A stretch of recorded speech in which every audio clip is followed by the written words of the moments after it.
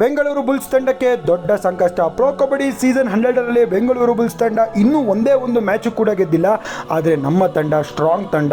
Problem ಏನಪ್ಪ ಅಂದರೆ ನಾಯಕನಿಗೆ ಇಂಜುರಿ ಆಗಿದೆ. ನಾಯಕ ಯಾವಾಗ ಬರ್ಬೋದು, ಏನು ಆಡ್ಬೋದು, ಹೆಂಗಿರ್ಬೋದು ನಾನು ನಿಮ್ಗೆ ಹೇಳ್ಕೊಡ್ತೀನಿ ಬನ್ನಿ. ಅಂಕುಶ್ ರಾತೆ ಬೆಂಗಳೂರು ಬುಲ್ಸ್ ತಂಡದ ಕ್ಯಾಪ್ಟನ್ನು.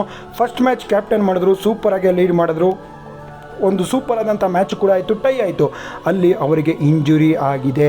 ಸೆಕೆಂಡ್ ಮ್ಯಾಚಲ್ಲಿ ಸೂಪರ್ ಆದಂಥ ಆಟಗಾರ ಒಬ್ಬರು ಕ್ಯಾಪ್ಟನ್ ಕೂಡ ಆಗಿದ್ದರು, ನಮ್ಮ ರೈಡರ್ ಅವರು ಚೆನ್ನಾಗಿ ಲೀಡ್ ಮಾಡಿಲ್ಲ ಅಂತ ಹೇಳೋದಕ್ಕಾಗೋದಿಲ್ಲ. ಟೀಮು ಒಂದು ಸ್ವಲ್ಪ ವೀಕ್ ಇತ್ತು, ಇನ್ನೂ ಕೂಡ ಸ್ಟ್ರಾಂಗಾಗಿ ಇರಬೇಕಾಗಿತ್ತು. ಸೊ ಅಂಕುಶ್ ಬಗ್ಗೆ ಹೇಳೋದಾದರೆ ಅಂಕುಶ್ ನಮ್ಮ ತಂಡಕ್ಕೆ ದೊಡ್ಡ ಸಂಕಷ್ಟರಾಗಿದ್ದಾರೆ. ಯಾಕಪ್ಪ ಅಂದರೆ ಅವರು ಇಂಜುರಿಯಿಂದ ರಿಕವರಿ ಆಗಿ ಬಂದು ನೆಕ್ಸ್ಟ್ ಮ್ಯಾಚ್ ಆಡಿದ್ರೆ ಬೆಂಗಳೂರು ಬುಲ್ಸ್ ತಂಡ ಗೆಲ್ಲೋದಂತೂ ಗ್ಯಾರಂಟಿ.